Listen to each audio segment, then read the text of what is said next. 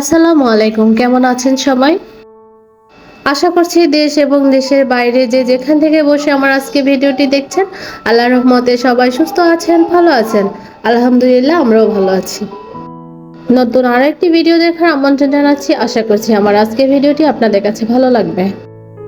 প্রতিদিনের মতোই সকাল সকাল সকালের কাজে লেগে গেলাম। তো বাচ্চাদের নাস্তা বানাচ্ছি। আজকে হচ্ছে ফজরের নামাজ আদায় করে মেয়েকে ব্রেস্ট ফিডিং করাতে গিয়ে আমি ঘুমিয়ে গিয়েছিলাম, একটু লেট হয়ে গিয়েছে। তো যে নাস্তাটা শর্টকাট হবে সেটাই বানিয়ে নিচ্ছি। তো গতকালকে বিকেলবেলা একটু হালুয়া বানাইছিলাম, ওটা ফ্রিজে ছিল। তো চিন্তা করলাম ওটা দিয়ে ওদেরকে একটা নাস্তা বানিয়ে দিই। আর হালুয়াটা ওরা খুবই পছন্দ করে। তো নাস্তা বানাতে বানাতে কিছু মনের কষ্টের কথা শেয়ার করছি। এরকমও মানুষ আছে যারা দূর থেকে ভাবে বা দূরে থেকে মনে করে যে আসলে প্রবাসীর বউরা অনেক বেশি সুখী, অনেক বেশি, মানে কি বলবো, অনেক বেশি সুখী আর কি, এটাই বলি। তা আসলে তারা মনের দিক থেকে কতটা সুখী সেটা কাছে আসলে বোঝা যায় বা কারোর সাথে আলোচনায় বসলে বোঝা যায়। তো যাই হোক, সবাই এক না। কেউ আছে আলহামদুলিল্লাহ অনেক সুখে আছে, ভালো আছে। কেউ আছে আবার হাজব্যান্ড বাইরে আছে, তারপরে মোটা টাকা ইনকাম করে, তারপর কিন্তু তারা ভালো নাই। কেন নাই জানেন? ওই যে এক প্রবাসীর বউয়ের খারাপের কারণে হাজারটা প্রবাসীর বউ এখন বদনামের মাথায় বোঝা নিয়ে ঘুরছে। তো যাই হোক, এরকম একটা ঘটনা ঘটেছে আর কি আমাদের এলাকায়। তো আমাদের এলাকা বলতে নিজের সন্তানকে আপনার এক আত্মীয়র খালার কাছে, আত্মীয় বলতে দূর সম্পর্কের আত্মীয় খালা হয় আর কি। আমি অতটা ভালো মতো জানি না, আমার শাশুড়ি বললো আর কি। আর এটা নিয়ে ঘরে আগুন লাগিয়ে দিছে। তো উনি ওনার দুইটা ছেলে মেয়ে ছিল, ওদেরকে রেখে তো রেস্টুরেন্টে খেতে গিয়েছিল আর কি। যে ছেলেটার সাথে রিলেশন ছিল ওইখানেই ওনার দেবর ওনাকে দেখে ফেলছিল। তো দেখে ফেলার পরে চিন্তা করছে আমি আর কিভাবে বাড়িতে আসবো। উনি ওইখান থেকে ওই লোকটার সাথে চলে গেছে বাচ্চা দুটাকে রেখে। ওই ওনার অ্যাকাউন্ট আর কি, ওই ওনার হাজব্যান্ডের ভালোই মোটামুটি টাকা ছিল। তো প্রবাসী বউদের আর কি হাজব্যান্ড মোটামুটি যতটুকুই দেয় দেয়, তো আলহামদুলিল্লাহ ওইটা নিয়ে চলে গেছে।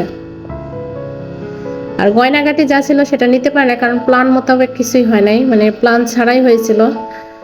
তো এটাই ঘটনা। তো ওই ঘটনার সূত্র ধরে তা আমার শাশুড়ি, যে বললাম মন খারাপ ছিল একটা ভিডিওতে, তো সেটা বলতে পারি না কার সাথে। তো ওটা নিয়েই আমার হাজব্যান্ডকে জানায়। আমার হাজব্যান্ড কি জানি একটা নর্মালি একটা আচরণ করলো যে কাকে বিশ্বাস করব, দুইটা তিনটার মাও দেখি চলে যাচ্ছে, এটা সেটা, এগুলা নিয়ে আর কি কথা কাটাকাটি হয়েছে। আমার কথা যে যাবার সে প্রবাসীর বউ হোক আর বা এমনি হোক, সে চলেই যাবে। আর কিছু প্রবাসীরা আছে আর ওনার অভিযোগ ছিল ওই মেয়েটাকে। তো লাস্ট যে ছেলেটার সাথে চলে গেছে ওই মেয়েটা, ওনাকে তারপরে ওনার ওই মেয়েটাকে একটা পারিবারিক পারিবারিক বলতে কি সামাজিক মাধ্যমে একটা সালিশের ব্যবস্থা করা হয়েছে। আমাদের এলাকায় সালিশ বলে, কাদের এলাকায় কি বলে আমি জানি না। ওই সালিশের মাধ্যমে ওদের দুজনকে দাঁড়া করা এখানে। তো মেয়েটার অভিযোগ ছিল এরকম যে ওনার হাজব্যান্ড নাকি ওনার সাথে ঠিকমতো ফোনে কথা বলতো না, সময় দিত না। তারপরে মাস শেষে টাকার জন্য খুব হাহাকার করতো উনি, হাত খরচ শেষ হয়ে যেত, মাস শেষ হয়ে যেত, চিল্লাচিল্লি করতো, এটা করতো সেটা করতো, অনেক ঝাঁঝামেলা করতো। এটা নিয়ে উনি কোরআন শরীফ পর্যন্ত ধরছে মেয়েটা, যে আমি এই যে কোরআনের কসম খেয়ে বলছি, আমাকে এক হিসাবে মানসিক টর্চারিং করা হয়েছে, আমাকে মানসিক রোগীর মতো বানিয়ে ফেলছে। আমি যেহেতু একা থাকি, শ্বশুর শাশুড়ি থাকতো না সাথে আর কি, আলাদা থাকতো আর কি। তো উনি অল টাইম কোরআনটা হাতে নিয়ে নাকি এই কথা বলছে, হাজব্যান্ডকে ফাঁসাইছে আর কি উনি। তো আমি জানি না কোরআন হাতে নিয়ে কে মিথ্যা কথা বলতে পারে কিনা। তো হয়তো মেয়েটা ওইভাবে মানসিক কষ্ট পাইছিল, যার কারণে গেছে। তো যাই হোক, কোনটা সত্যি আর কোনটা মিথ্যা আল্লাহ পাক ভালো জানেন। তো এই যে কাজগুলো হচ্ছে, এগুলোর কারণে কিন্তু কিছু কিছু প্রবাসী বউরা একদমই পচে গলে যাচ্ছে। কেন জানেন? যেমন ধরেন, ভালো মানুষেরও যে ভাত নাই। আজ পর্যন্ত হাজব্যান্ড বাইরে যাওয়ার পরে কোনোদিনও বাচ্চাদেরকে নিয়ে একটু রেস্টুরেন্ট বা একটা ফুচকার দোকানও যাইতে পারি নাই।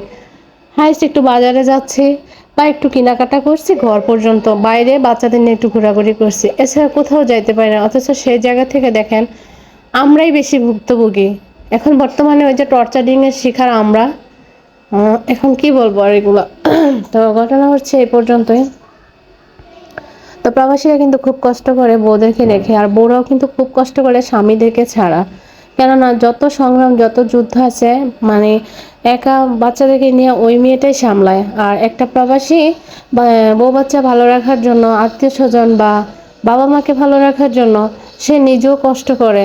কিন্তু তারপরও আমার উচিত প্রত্যেকটা প্রবাসী বা যেটাই হোক সবারই উচিত বউকে সময় দেওয়া বা বউ হাজবেন্ডকে সময় দেওয়া, এভাবেই সম্পর্কটা টিকে থাকে। না হলেই কিন্তু সম্পর্কটা এলোমেলো হইতে শুরু করে। তো আলহামদুলিল্লাহ আমাদের বিয়ের বয়স প্রায় 17 চলে। বাকি জীবনটা যেন আলহামদুলিল্লাহ এরকম করেই চলে যায়। তো আমার ভিডিও আজকে এই পর্যন্তই।